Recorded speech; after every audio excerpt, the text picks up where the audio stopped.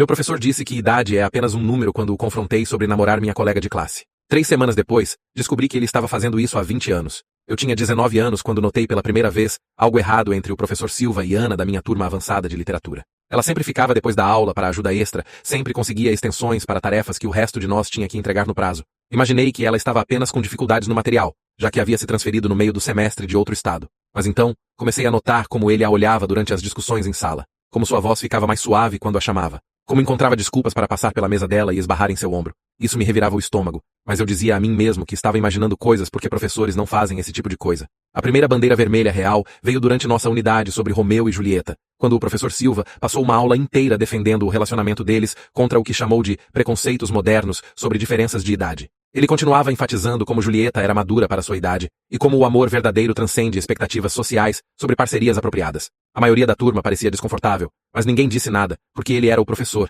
e nós éramos apenas estudantes. Ana sentou na primeira fileira fazendo anotações, como se fosse a palestra mais importante que já ouvira, concordando com cada palavra. Depois da aula, ouvi ele pedir para ela ficar para discutir sua redação, e eu demorei no corredor fingindo organizar minha mochila. Através da porta aberta, pude ouvir a conversa ficando mais quieta e pessoal. Ele estava perguntando sobre sua situação de moradia, se ela se sentia apoiada em casa, se tinha alguém com quem pudesse realmente conversar sobre coisas importantes. Ela disse que seus pais trabalhavam muitas horas e não entendiam realmente seus interesses em literatura e escrita. Ele disse que reconhecia seu potencial e queria ajudá-la a desenvolvê-lo adequadamente, que ela era diferente de outros estudantes da sua idade, mais madura intelectualmente. A forma como ele disse isso me arrepiou, mas eu não sabia o que fazer com esse sentimento. Quando finalmente saíram, Ana parecia corada e animada, enquanto o professor Silva tinha essa expressão satisfeita que me lembrou de um gato que havia pego um rato. Nas próximas semanas, o relacionamento deles se tornou impossível de ignorar. Ana começou a se vestir diferente, usando maquiagem na escola e escolhendo roupas que pareciam mais apropriadas para alguém indo trabalhar do que sentando numa sala de aula do ensino médio. Ela chegava cedo e ficava até tarde, sempre encontrando razões para estar na sala do professor Silva, mesmo quando não tinha aula com ele naquele período. Durante o almoço, sentava sozinha lendo livros que ele recomendara, romances complexos que nenhum de nós conhecia, sublinhando trechos e escrevendo notas nas margens. Quando outros estudantes tentavam conversar com ela sobre coisas normais como planos de fim de semana ou provas próximas, ela ficava com esse olhar distante, como se fôssemos todos crianças, e ela tivesse superado nossas preocupações. O ponto de ruptura veio quando os vi juntos numa cafeteria no centro numa tarde de sábado. Eu estava lá com minha mãe comprando materiais para um projeto escolar, quando os avistei num canto, sentados muito próximos e conversando em tons baixos. O professor Silva estava se inclinando sobre a mesa, sua mão cobrindo a dela, falando intensamente, enquanto ela o encarava com essa expressão sonhadora. Eles pareciam exatamente um casal num encontro, não um professor ajudando uma estudante com dificuldades. Quando se levantaram para sair, ele pôs a mão nas costas dela para guiá-la em direção à porta, um gesto tão íntimo e possessivo que me senti enjoado assistindo. Me escondi atrás de uma prateleira para que não me vissem, meu coração disparando enquanto passavam por mim. Na segunda-feira, decidi que tinha que dizer alguma coisa, mas não sabia a quem contar ou como explicar o que havia testemunhado, sem soar como se estivesse fazendo acusações que não podia provar. Durante o período de estudos, criei coragem para me aproximar de outra professora, a senhora Costa, que parecia acessível e sempre foi gentil com estudantes que vinham a ela com problemas. Bati na porta da sala dela e perguntei se podia falar com ela em particular sobre algo que estava me incomodando. Ela me convidou para entrar e fechou a porta. Então sentou na minha frente com essa expressão paciente, que me fez sentir que talvez estivesse fazendo a coisa certa ao me manifestar. Comecei explicando que havia notado o comportamento preocupante entre o professor Silva e uma de nossas colegas, que o relacionamento deles parecia inadequado para um professor e estudante. A expressão da senhora Costa ficou séria quando descrevi os encontros após as aulas, a forma como ele falava diferente com Ana do que com outros estudantes, o encontro na cafeteria que parecia distintamente um encontro romântico. Quando terminei de falar, ela ficou quieta por um longo momento, antes de perguntar se eu tinha certeza absoluta sobre o que havia visto e se poderia ter interpretado mal interações inocentes. A dúvida na voz dela me fez questionar tudo o que acabara de contar, me perguntando se estava reagindo exageradamente a uma mentoria normal entre professor e estudante. Ela me agradeceu por trazer minhas preocupações à atenção dela e disse que lidaria com a situação apropriadamente, mas me avisou contra espalhar rumores ou falar com outros estudantes sobre minhas suspeitas. Fofoca poderia destruir a carreira de um homem inocente, ela enfatizou, e eu precisava ser muito cuidadoso sobre fazer acusações sem prova concreta. A conversa me deixou confuso e culpado, como se tivesse feito algo errado ao reportar o que havia observado. Saí da sala dela me perguntando se havia acabado de arruinar a reputação de um bom professor por minha própria incompreensão de um relacionamento de mentoria perfeitamente normal. Nada mudou nas semanas seguintes. Se alguma coisa, o professor Silva e Ana se tornaram mais descarados sobre sua conexão, trocando olhares significativos durante a aula e encontrando desculpas cada vez mais transparentes para conversas privadas. Ela começou a usar uma delicada pulseira dourada que nenhum de nós havia visto antes, tocando-a constantemente como se fosse preciosa para ela. Quando outro estudante comentou como era bonita, Ana ficou nervosa e murmurou algo sobre ser um presente de um parente. Mas eu havia visto o professor Silva usando uma corrente combinando no pescoço, e a coincidência parecia específica demais para ignorar. A situação escalou quando Ana parou de almoçar no refeitório completamente, desaparecendo durante esse período e reaparecendo para as aulas da tarde, com esse brilho que sugeria que havia estado em algum lugar muito mais interessante que a biblioteca. Um dia, decidi segui-la, mantendo distância enquanto ela caminhava pelos corredores e saía por uma porta lateral que levava ao estacionamento dos funcionários. De trás de um pilar de concreto, havia entrar no carro do professor Silva, onde ele estava esperando com o motor ligado. Eles saíram do campus juntos, retornando separadamente pouco antes do quinto período, com histórias elaboradas sobre onde haviam estado, se alguém se incomodasse em perguntar. Eu me sentia como se fosse a única pessoa que conseguia ver o que estava acontecendo, preso numa versão horrível da roupa nova do imperador, onde todos os outros fingiam não notar a verdade óbvia na nossa frente. Os outros estudantes da nossa turma, ou genuinamente, não viam nada errado, ou estavam intimidados demais para falar sobre o comportamento de um professor. Até as amigas da Ana pareciam aceitar sua explicação de que o professor Silva estava ajudando com preparação para a faculdade e pedidos de bolsa, exigindo tempo extra e atenção individual para garantir seu sucesso. Elas invejavam o tratamento especial, em vez de reconhecer como o comportamento de manipulação que claramente era. No semestre de primavera, Ana havia se tornado quase completamente isolada de seu grupo de pares, passando todo o seu tempo livre, ou com o professor Silva, ou sozinha com os livros e tarefas que ele lhe dava. Ela havia desenvolvido esse vocabulário sofisticado e modo de falar que a diferenciava de outros estudantes, usando referências literárias e conceitos filosóficos em conversas casuais, como se estivesse tentando provar sua maturidade intelectual. Quando colegas a convidavam para festas ou noites de cinema, ela recusava com esse sorriso de pena, explicando que estava focada em atividades mais significativas que atividades típicas de adolescentes. Uma tarde, finalmente criei coragem para confrontá-lo diretamente sobre o que havia observado. Fiquei depois da aula quando os outros estudantes haviam saído e me aproximei de sua mesa onde ele estava corrigindo provas com sua intensidade focada habitual. Minha voz tremeu quando disse que sabia sobre seu relacionamento com Ana e que precisava parar imediatamente. Ele levantou o olhar de seu trabalho com essa expressão calma, quase divertida, largando sua caneta vermelha e juntando as mãos na mesa entre nós. Sua resposta me gelou até os ossos com sua confiança casual e completa falta de vergonha ou negação. Idade é apenas um número quando você encontra conexão intelectual e emocional real, ele disse, falando comigo como se eu fosse uma criança que não entenderia complexidades adultas. Ana é muito mais madura do que sua idade cronológica sugere, e ela aprecia ter alguém em sua vida que pode desafiar sua mente e ajudá-la a crescer como pessoa. As regras arbitrárias da sociedade sobre relacionamentos apropriados frequentemente impedem conexões significativas entre pessoas que genuinamente se importam uma com a outra.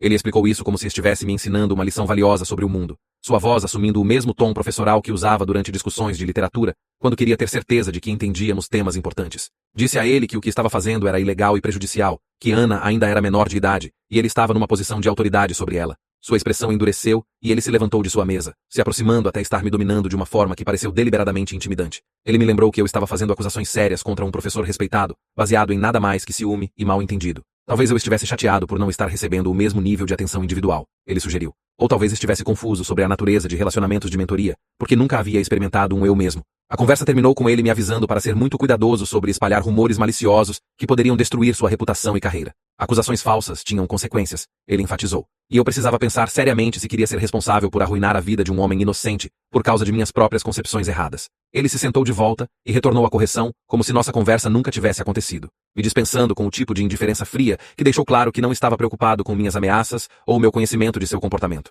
Naquela noite, tomei uma decisão que mudaria tudo. Em vez de tentar convencer outros adultos que pareciam determinados a proteger o professor Silva, comecei a documentar evidências de seu relacionamento inadequado with Ana. Comecei a carregar um pequeno caderno, onde registrava datas, horários e descrições de suas interações. Anotei quando ela perdeu o período do almoço e retornou com ele, quando tiveram encontros privados após a aula, quando ele mostrou favoritismo nas notas ou participação em classe. Fotografei seu carro no estacionamento durante períodos de almoço quando Ana estava ausente, criando uma linha do tempo de seus encontros fora do campus. 3 semanas depois do início de minha vigilância, descobri algo que fez meu sangue gelar. Enquanto pesquisava o professor Silva online para ver se havia registros públicos sobre sua história de ensino, encontrei um artigo de jornal de uma cidade pequena, datado de 7 anos atrás. A manchete dizia: professor local renuncia em meio a alegações de relacionamento com estudante. O artigo era breve, mas mencionou que um professor de literatura do ensino médio chamado David Silva havia deixado sua posição após uma investigação interna sobre conduta inadequada com uma estudante. Nenhuma acusação foi apresentada, e o artigo notou que tanto o professor quanto o distrito escolar se recusaram a comentar sobre as especificidades das alegações.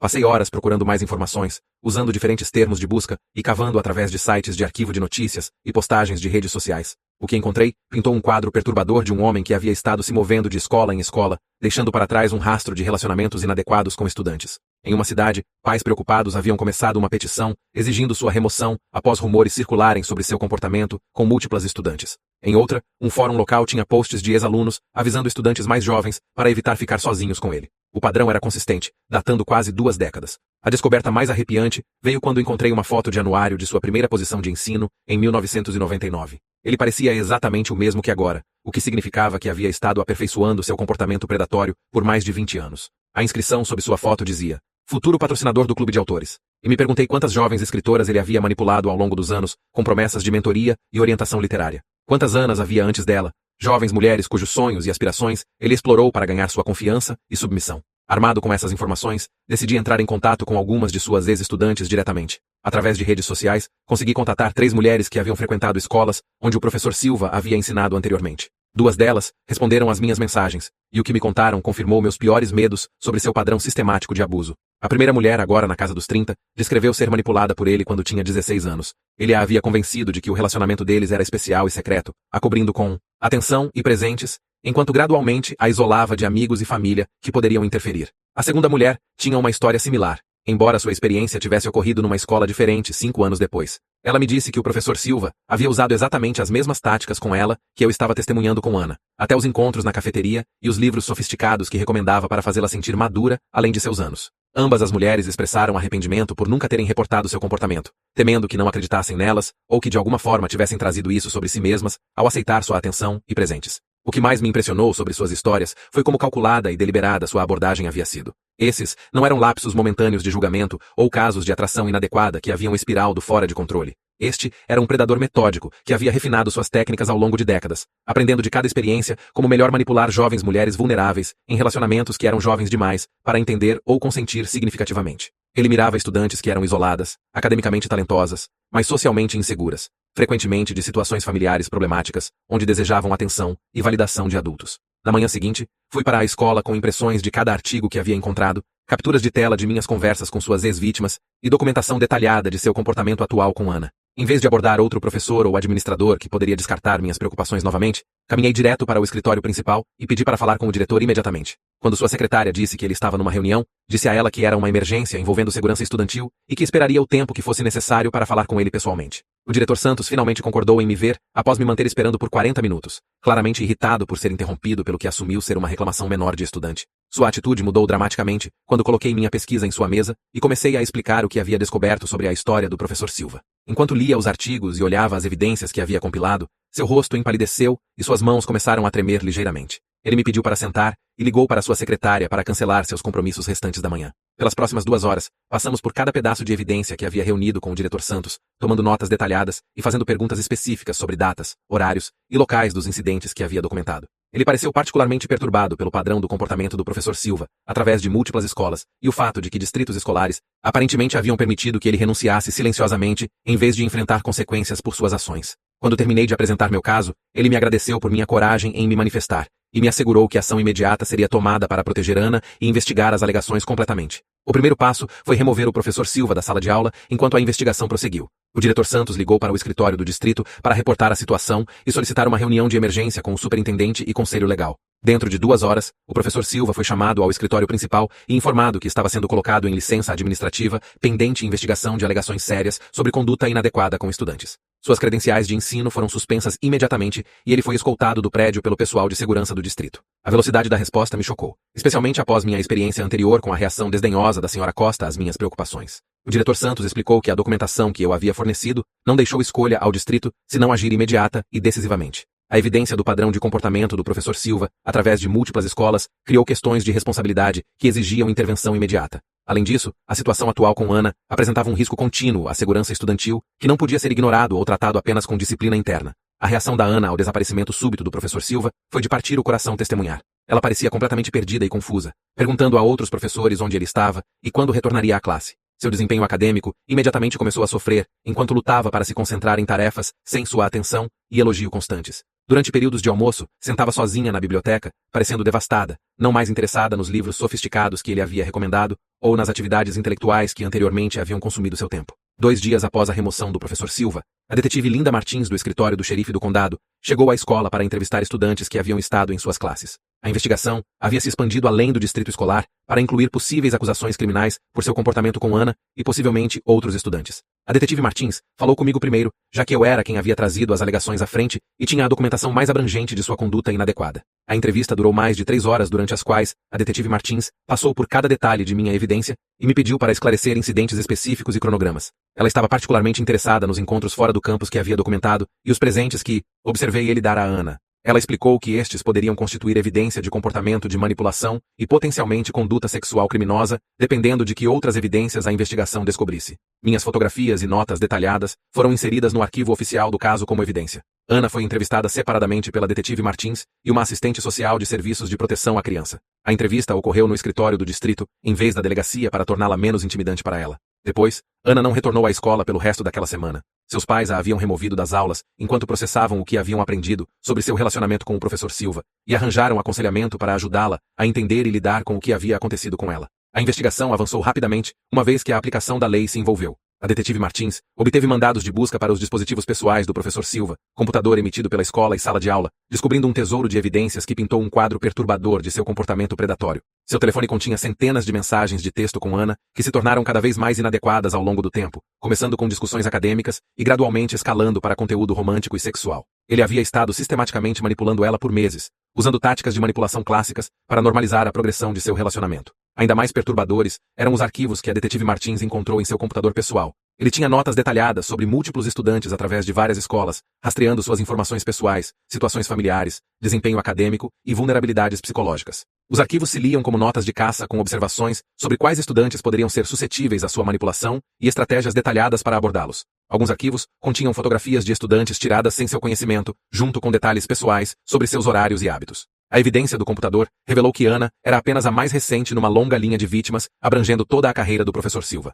A detetive Martins encontrou correspondência com ex-estudantes de múltiplas escolas, algumas datando mais de 15 anos. Muitos desses relacionamentos haviam seguido o mesmo padrão que observei com Ana, começando com mentoria acadêmica e evoluindo para relacionamentos pessoais inadequados. A evidência sugeria que ele havia estado sexualmente envolvido com pelo menos uma dúzia de estudantes menores de idade ao longo de sua carreira. Armada com essa evidência, a detetive Martins contatou agências de aplicação da lei nas outras jurisdições onde o professor Silva havia ensinado. Dentro de dias, uma investigação multiestadual estava em andamento enquanto departamentos de polícia comparavam notas e entravam em contato com suas ex-estudantes que agora eram adultas. A história começou a fazer notícias nacionais conforme o escopo de seu comportamento predatório se tornou claro, e mais vítimas se manifestaram para compartilhar suas experiências. A atenção da mídia trouxe vítimas adicionais das sombras, mulheres que haviam sido estudantes do professor Silva anos ou até décadas antes. Elas descreveram experiências virtualmente idênticas ao que eu havia testemunhado com Ana, confirmando que seus métodos haviam permanecido notavelmente consistentes ao longo de sua carreira. Estações de notícias locais entrevistaram algumas dessas mulheres, seus rostos obscurecidos e vozes disfarçadas para proteger sua privacidade.